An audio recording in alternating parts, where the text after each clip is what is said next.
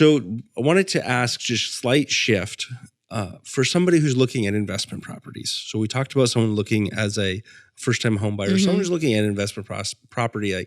I want to build a portfolio. I want to have passive income, which I know nothing's ever completely passive, but I want to build some income that's happening out here on the rental market.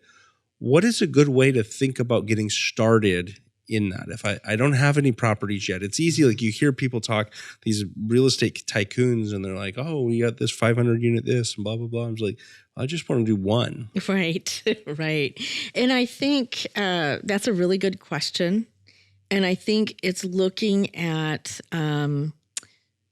off-market properties and also properties that may need a little TLC that you can get for a little less. And you've got to willing to put a little elbow grease into it when you're first investing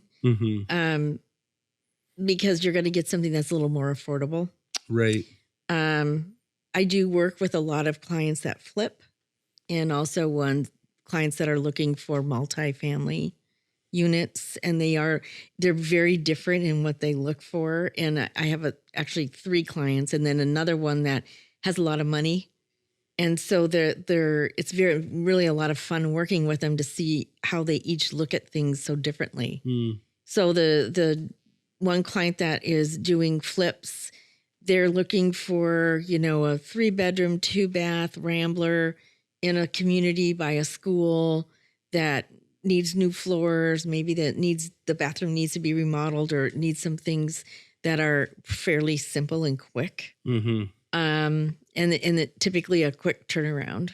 Right. Yeah. They just go in, give it a facelift. Yeah. And I always recommend that they dig a little deeper sometimes, because I've been in flip homes where they didn't go under the house, for example, and there was water under the house, things like they didn't take care of that. So somebody who's going to do a really good quality job flipping because they're going to make more money because it's in better condition. And then the gentleman that does multifamily, they're looking for places that are in an area where rent is easy. It's easy to get renters. And high occupancy rate. Yes, and qualified renters that are going to stay. And not stay by not paying their rent. They'll just stay forever. They just don't charge. Yeah, you don't need to pay rent. No, I'm kidding. Yeah. So it's just very interesting. And then the gentleman that does that's been doing this for a long time, has more money, so he's looking at larger buildings and better condition, so that he doesn't have to repair or do anything. He can just kind of slip in there and buy and take over whatever the unit is. Yeah. So that's interesting.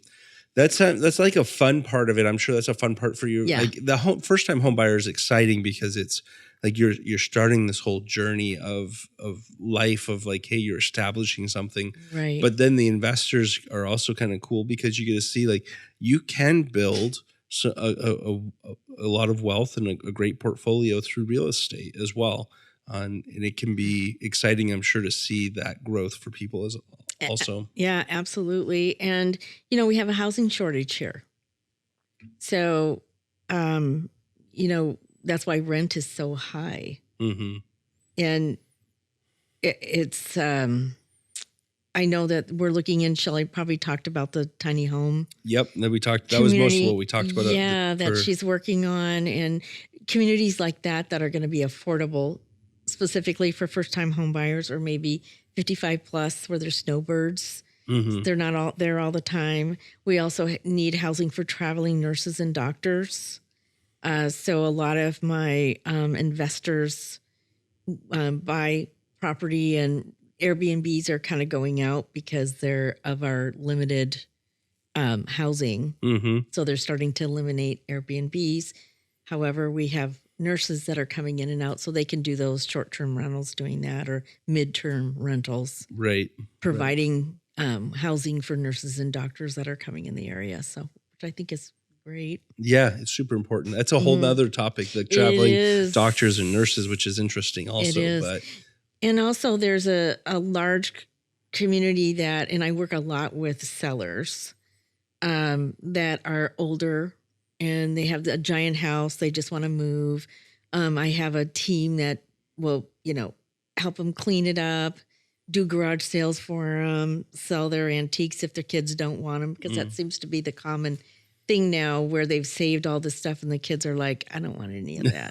They're like, but it's precious. Yes, I've had it in the family and they just, don't want it. So, in helping those folks move Right. into a more or not affordable, but a more manageable property. Right. Yeah. Right. Yeah, that is important. As time goes on, you don't need 4,000 or 3,500 square feet that you have Yeah. to clean and a quarter of an acre or half an acre. Giant lawn that Yeah. you got to mow. Yeah. Yeah. That is probably